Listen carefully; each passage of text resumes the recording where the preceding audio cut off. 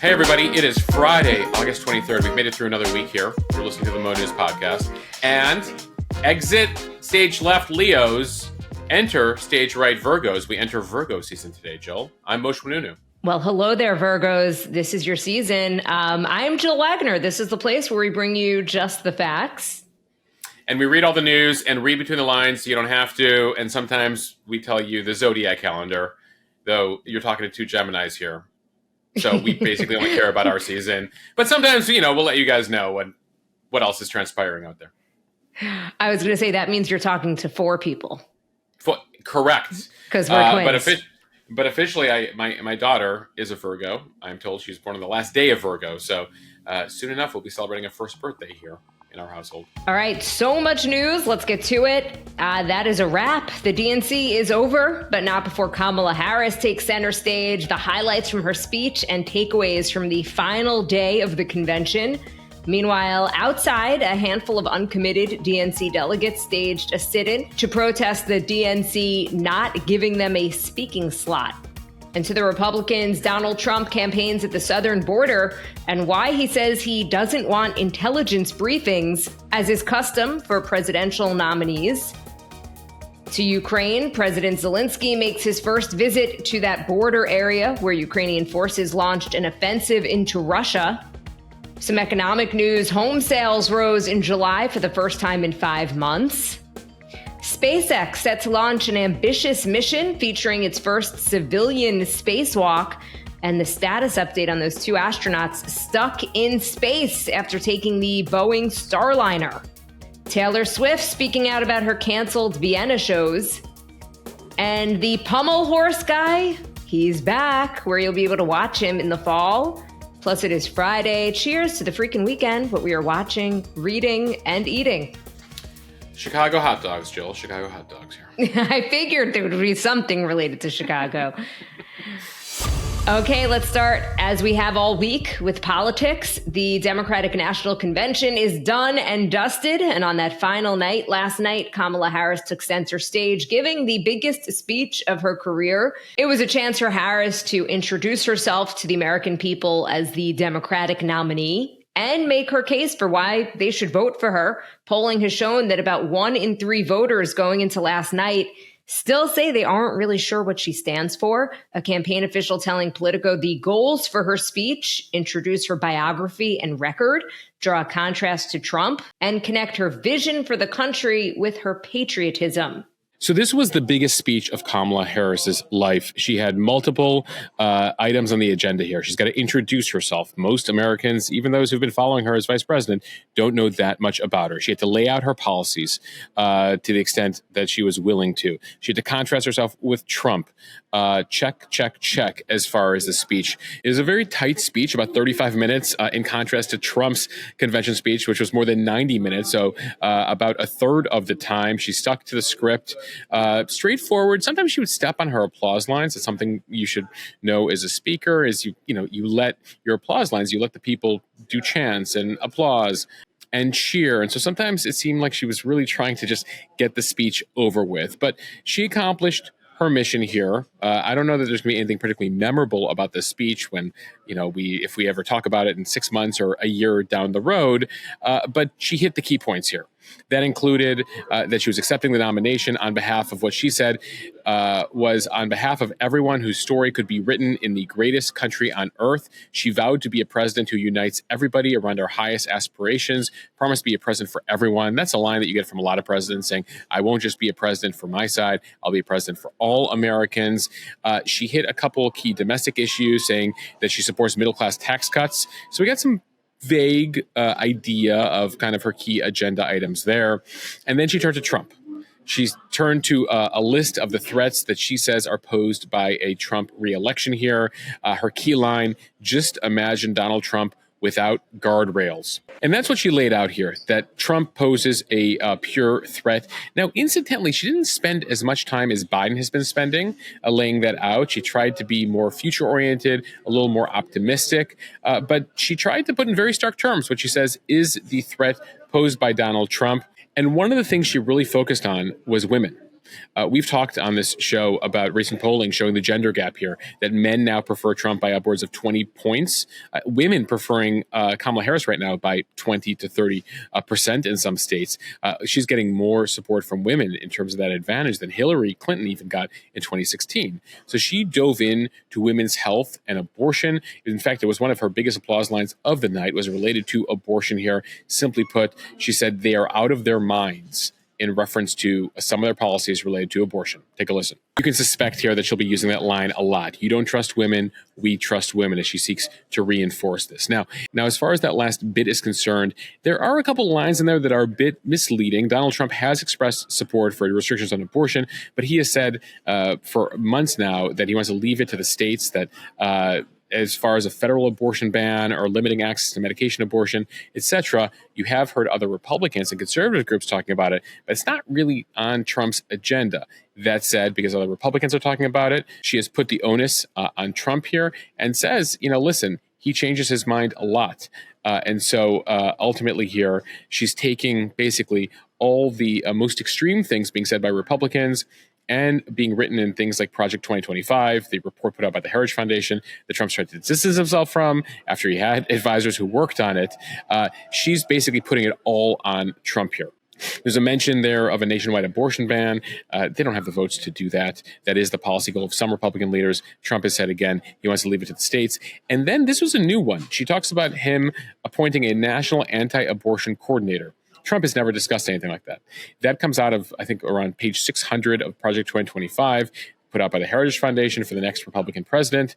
That was worked on by some people who worked for Trump. Trump has again tried to distance himself. And in that document, in Project 2025, they do talk about creating a senior coordinator for the Office of Women, Children, and Families who happens to be pro-life, and for the CDC to have detailed data on miscarriages and abortion. So there's another case here where Trump has to deal with all the things that have been laid out here by Project 2025 because Democrats are going to make him own it. They've been doing it throughout the convention. That's a bit of domestic policy. She also discussed foreign policy. She said that China will not win the 21st century. She said she will stand up to dictators like Kim Jong-un, as well as the regime in Iran. She said she will not let Putin win. She talked about how Trump questions NATO, is not committed to NATO, and she will support Ukraine, ensure the U.S. continue to support Ukraine. That got a big applause line. And then she turned to the Middle East, where she tried to very carefully navigate the alliance with Israel, while also recognizing the suffering right now that's happening from Palestinians in Gaza. Now, overall here, as we assess the week, listen, Kamala Harris, I think, gave a solid speech. Is it going to be particularly memorable? No. Is she an orator like Michelle Obama, like Barack Obama? No. Tim Walz, I would even say, probably gave a more powerful speech than Kamala Harris, Hillary Clinton even. But she did what she needs to do. Ultimately here, what are we looking ahead to?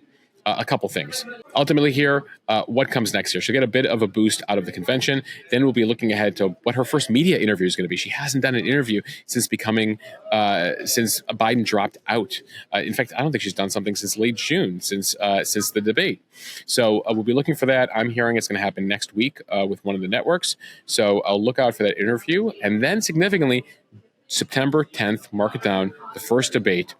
How will she handle it with Donald Trump? How will he handle it? That, I think, will dictate a lot. So these next 2 weeks are sort of hanging around right now until that first debate. And Moshe, there were rumors all day on Thursday about a big surprise for the final night of the DNC. Pink performed, and there were rumors about Beyonce showing up. Tell us everything. Jill, it was all the talk last night.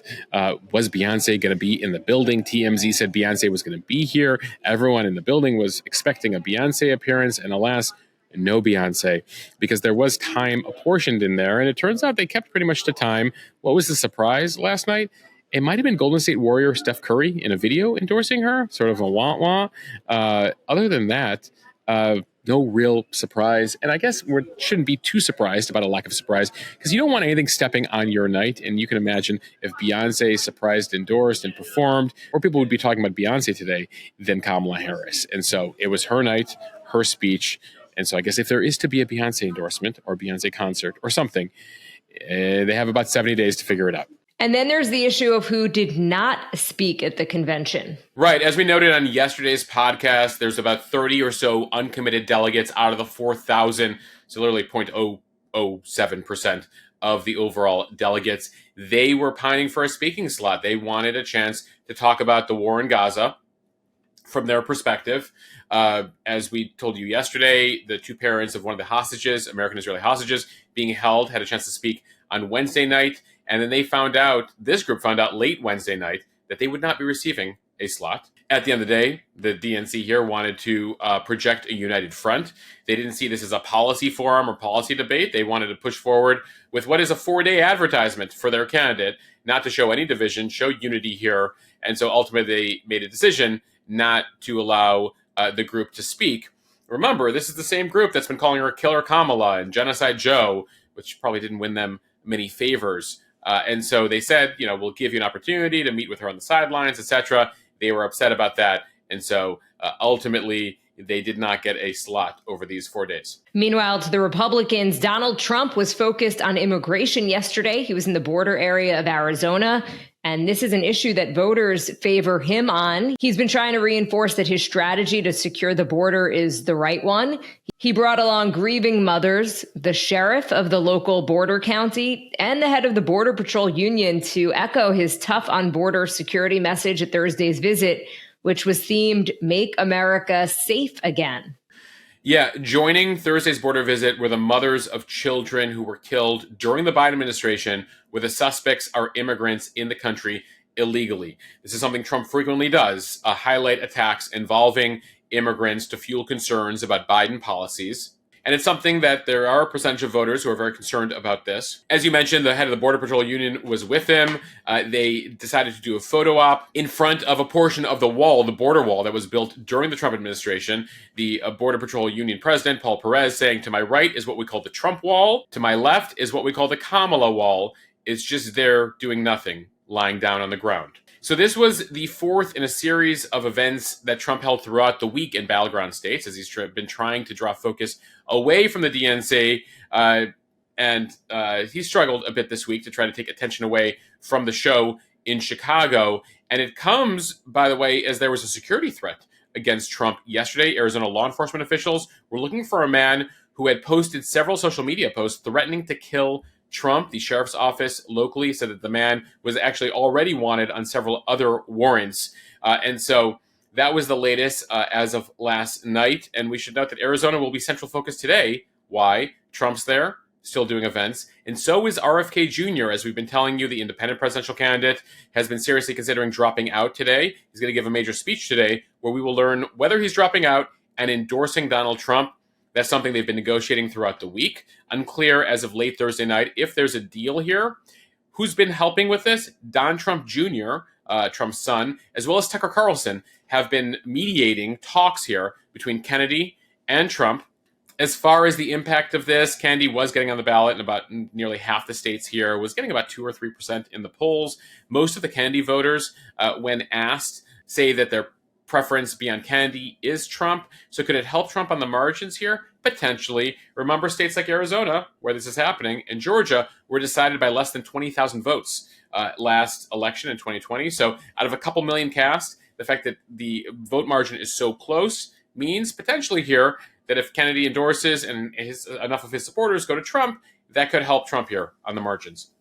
And sticking with Trump news, he also told the Daily Mail that he doesn't want to receive the intelligence briefings that are normally offered to major party nominees because he doesn't want to be accused of leaking any information that he learns during those briefings. This is significant, by the way, because Trump has not received briefings since January 6th. The new president can always decide whether former presidents continue to get intel briefings, especially given the classified documents case, etc., and the aftermath of January 6th. Biden said that Trump could not be trusted with this, but now that he's the nominee, again, he is eligible for this, but it sounds like he just is like, it's not worth it to me to get in trouble in these final couple months. Also want to mention Israeli Prime Minister Benjamin Netanyahu's office said on Thursday that he did not speak to former President Trump to talk about the Gaza hostage and ceasefire deal.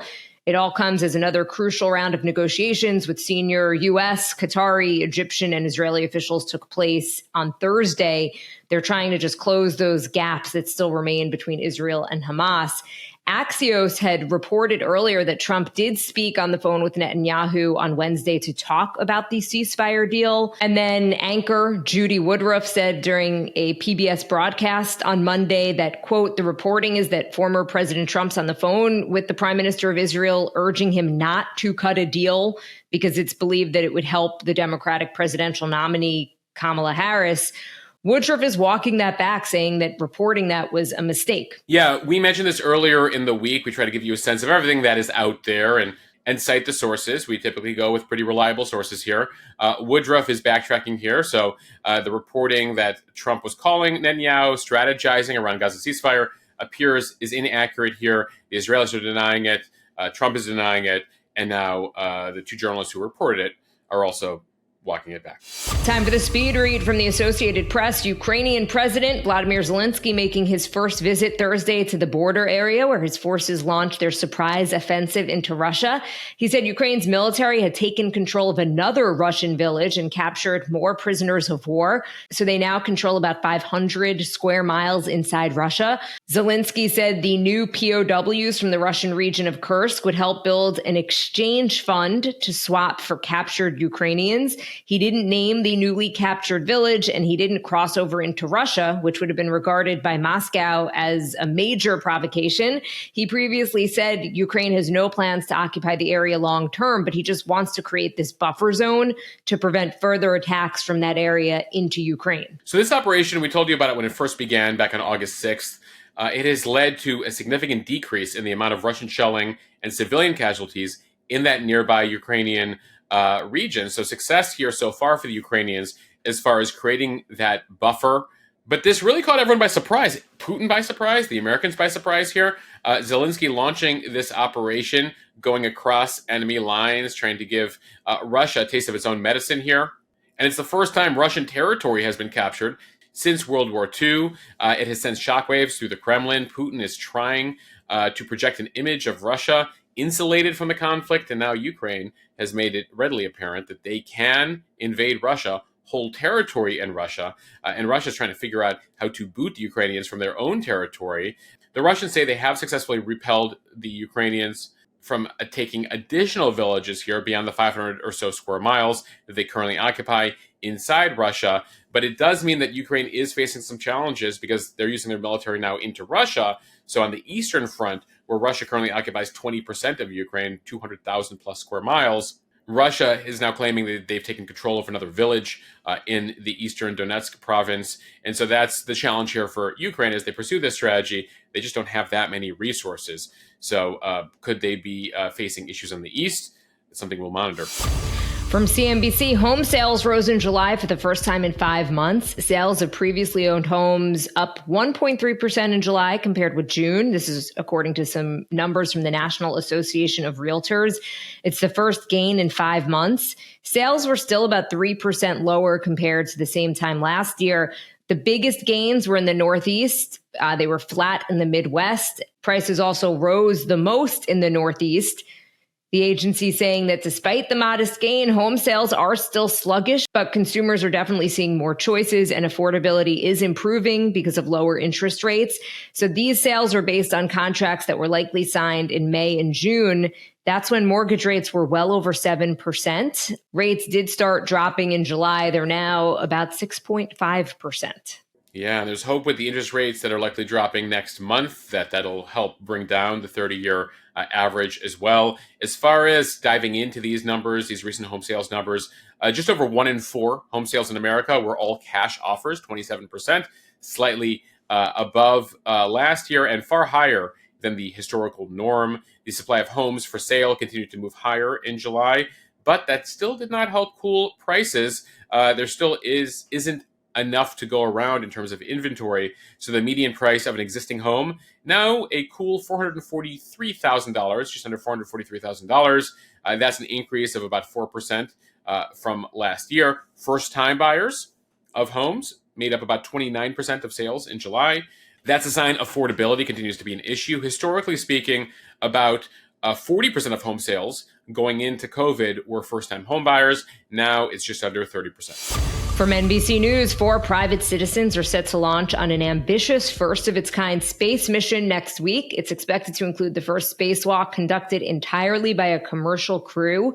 The mission is called Polaris Dawn. It's scheduled to lift off Monday from NASA's Kennedy Space Center in Florida. Billionaire entrepreneur Jared Isaacman, who is the founder and CEO of the payment processing company Shift4, he is going to be the commander of the flight. It is the first of 3 planned space flights that Isaacman is funding and organizing in partnership with SpaceX. He launched to space as part of the first all-civilian SpaceX mission to orbit in 2021. The 3 other crew members are Scott Poteet. He's a retired Air Force lieutenant colonel. He's going to be the pilot. And then there are 2 SpaceX engineers as well. They'll be riding into space in a SpaceX Crew Dragon capsule on top of a Falcon 9 rocket. So this is very interesting, Jill. It's a 5-day mission, and they're going to be sending them to an orbital altitude that is more than 3 times higher than the space station.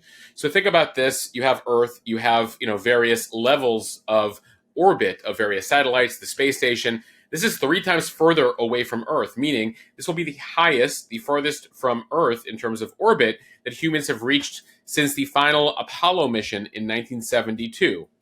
Then there's the spacewalk. 3 days in here, so we'll be covering this next week.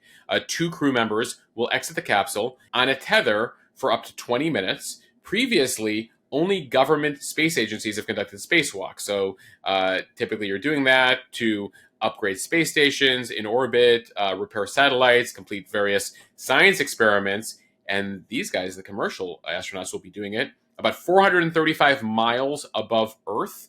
And notably, this Crew Dragon vehicle does not have an airlock.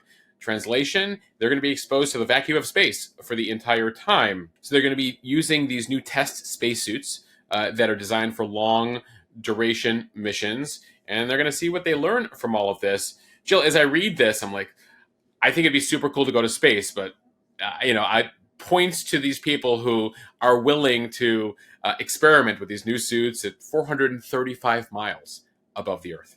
Yeah, tell us how it is up there. Part of this is to study the health of astronauts in various radiation environments. And I appreciate them doing the research so we can enjoy the results of that research back here on Earth, Jill. And by the way, in case you are wondering, NASA is still trying to figure out one of its most consequential decisions in years, and that's whether or not to fly those pair of astronauts home on Boeing's troubled Starliner spacecraft or on SpaceX's more proven Dragon capsule. Yes, just a reminder, there's multiple missions in space right now. The one we just told you about is one commercial mission. Then there's a bunch of astronauts at the space station on different missions. And then there's these 2 astronauts who went up in the Boeing that we've been telling you about. Right. So from the Washington Post, the decision could come as early as Saturday. The agency has repeatedly said it will be guided by hard data, rigorous engineering analysis, and the safety of those 2 NASA astronauts, Sonny Williams and Butch Wilmore. Also at stake, the prestige of the space agency and the reputation of Boeing. And most, there could be significant political consequences as well. Yeah, we should note one of the roles Vice President Harris has is as head of the National Space Council, which puts her technically at the top of the nation's space policy hierarchy here. She has not said anything about the Starliner situation. The Space Council does not want to influence whatever decision is being made about 2 human lives here. And so NASA's given a wide degree of latitude here, but this could become an issue potentially, if Republicans try to make it an issue here. Obviously, given some of the lessons of the past few decades of spaceflight, they want to go with the safest possible solution. Remember, these 2 astronauts went up in the Boeing craft, took it up there. The Boeing craft had leaks. As they parked it at the space station, they haven't been able to take it back. So they've been living on the space station, these 2, figuring out what their ride home is going to be. Can the Boeing craft take them home, or will they have to take another craft home? And the question, of course, is, are they going to be able to go home this fall or next February?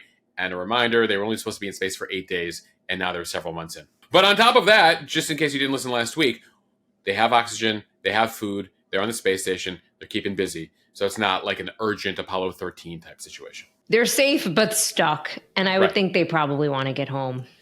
It's like, having to live at like O'Hare Airport for 9 months.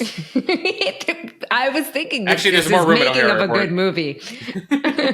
It's living in a VW van This is for 8 months screaming. floating in space. This is screaming Tom Hanks getting involved in some type of movie about the situation. When they're home and safe, they could talk about it. Yeah, no, we Tom Hanks has a good record of like either films where he's isolated somewhere, like with Wilson the volleyball or Apollo 13. So yeah, I definitely put Tom Hanks. I don't even know. I'll check out a picture of Butch Wilmore, see if Tom Hanks can pull off a Butch Wilmore.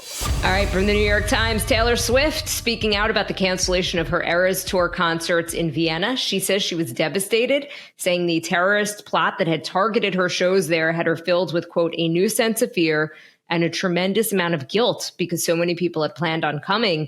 In an Instagram post celebrating the end of the European leg of her tour, she offered her first public comments about those 3 derailed shows. If you remember, they were called off after officials in Austria said that they arrested 2 men accused of plotting a terrorist attack. One of the men had recently pledged allegiance to ISIS online and had focused on the Eras Tour as a potential target. Nearly 200,000 people had been expected to attend. In her social media post, Swift said she was grateful to the authorities because, quote, thanks to them, we were grieving concerts and not lives. Yeah, she says she decided to put all her energy towards ensuring her London shows went off without a hitch, were totally secure. As for why she waited to speak publicly about the cancellation, she said she wasn't going to speak publicly about something that might provoke those who want to do harm to the fans to come to my shows. So in cases like this one, she was told and felt that silence was actually showing restraint and waiting to express herself at a time when it's right to. Again, she states her priority was finishing the tour safely, and it is with great relief that she was able to do that. From NBC News, Dancing with the Stars has landed its own Clark Kent. American gymnast and Olympian Steven Nadorosik is the first celebrity announced for season 33 of the reality competition show. Now, if that name isn't ringing a bell, he is also known as the Pommel horse guy. That may sound more familiar. Right, that's why the Clark Kent reference. He would take his glasses off. He has multiple issues with his vision that he was born with, but that certainly hasn't impacted his abilities in the gym, particularly Pommel horse. He captured the hearts of many as part of the U.S. men's gymnastics team. He helped the team take home its first bronze in 16 years, and he also won his own individual bronze on the Pommel horse. As for who else will be joining him at Dancing with the Stars this season, they'll be announcing that at a later date. All right, it is Friday. Cheers to the freaking weekend. Time for what we are watching, reading, and eating. Moshe, kick it off. What are you watching? Not politics. I've watched many speeches for the past few days, but I don't know what the candidates have in store for me. But if I can, I've been trying to catch up on Industry. I don't know if you've caught it. It's all about like these Gen Zers and finance. Some people really like it. It's over on HBO Max. Season 3 just launched last week. So I'm trying to catch up on season 2 of Industry so I can start to watch season 3. Jill, what are you watching? Moshe, I love Industry, and I too will be watching the second season. I do want to mention I finished Emily in Paris, at least part 1 of season 4. And for anyone else wondering, I didn't realize that this season was going to be split into 2 parts. Netflix usually just releases the full season, but part 2 with episodes 6 through 10, that is going to come out on Thursday, September 12th. This weekend, though, I'm going to be watching the US Open, which kicks off, specifically looking out for Coco Gauff, who has not had a great run both at the Olympics and at Wimbledon. So will she be able to make a comeback at the US Open?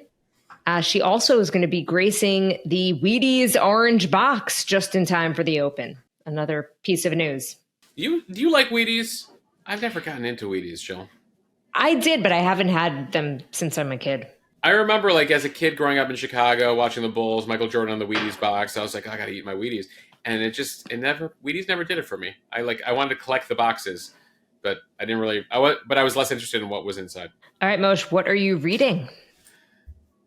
So, a good friend of the pod, friend of Mo News, Carlos Whitaker. Some of you might be familiar with him and follow his Instagram account. He has a new book out, his latest book. The man keeps writing. He's prolific. We're going to have him on the interview podcast soon. His new book, Reconnected, How 7 Screen-Free Weeks with Monks and Amish Farmers Helped Me Recover the Lost Art of Being Human. So Carlos did the experiment of completely cutting himself off from technology and reestablishing how he wants to interact with social media, his phone, etc. It's a compelling read. We'll have more on the interview pod soon, so definitely check that out. Jill, what are you reading? Moshe, well, on a similar note, I'm reading this article that's in the Times of London. It's written by this woman who was really influenced by Jonathan Haidt's new book about why teens shouldn't have access to smartphones and social media. I know you interviewed Jonathan Haidt about his new book, The Anxious Generation. So she was influenced by that book and decided to try out a little experiment. So she banned her sons and their friends from their smartphones for 4 weeks and then had them go on a camping trip with no adults. And she said it was completely life-changing for them. So I'm going to read. So I haven't read all the details yet. I'm looking forward to that article. And really important, just as we think about raising our children in kind of this new world where they're attached to their smartphones. All right, Jill, finally, what are we eating? Okay, Moshe, for my newsletter, Enclave Long Island, I spoke to a private chef in this area. Her name is Nicole Uliano Gonzalez, and I asked her for a recipe for the perfect summer salad that is easy to make and a crowd pleaser. So she gave me the recipe for what she calls summer in a bowl. It involves peaches, strawberries, cherries, and burrata. I'm going to put the recipe on my Instagram account, Jill R. Wagner. Sounds delicious. And as I said, easy to make was one of my requirements. Moshe, what are you eating? Jill, I've been enjoying Chicago cuisine here. I didn't have deep dish this go around, but I have had a Chicago hot dog, which you have with everything. You get pickles in there, you put peppers, hot peppers in there. It's a go-to since I was a kid. Portillo's, solid Chicago dog. I also checked out A Goddess and the Baker. It's down on Wabash, down in the Loop, Jewelers Row down there. They have great breakfast, great coffees, etc. So shout out to Goddess and the Baker. And Moshe, great reporting from Chicago. I'm sure that after moving and being sick and then 4 or 5 days in Chicago, you're probably ready for normalcy, but really a great job. Thank you, Jill. I have had a few late nights trying to get everything posted on the Instagram and updated for this podcast. So I hope you guys have enjoyed. And thank you all for listening to the Mo News podcast. If you like what you hear, share this with your friends. It helps us grow. Follow us and subscribe so you don't miss an episode, and review us in the App Store. Later, everybody. All right. Have a great weekend.